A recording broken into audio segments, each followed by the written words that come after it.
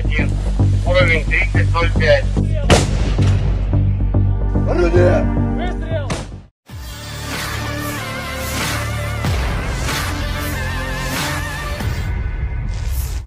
Kementerian Pertahanan Rusia merilis rekaman detik-detik artilerinya menghantam benteng tentara Ukraina di Kherson. Rekamannya diunggah di Telegram Kemenhan Rusia pada Kamis 11 Juli 2024. Dalam keterangan unggahan disebutkan artileri kelompok pasukan Dnipro menghancurkan benteng angkatan bersenjata Ukraina di arah Kherson. Serangan akurat diklaim sukses membuat bangunan tersebut rata dengan tanah. Sasaran berikutnya yang diserang adalah posisi tembak yang disamarkan dan sebuah pos pengamatan yang didirikan di sebuah rumah kosong di tepi kanan Dnipro. Rekamannya pun telah menuai berbagai komentar dari warganet. Dan diketahui, Rusia telah melancarkan serangan tanpa henti ke Ukraina sejak 2 tahun lalu. Serangan yang telah menewaskan ribuan tentara dan warga sipil itu masih terus berlanjut hingga saat ini.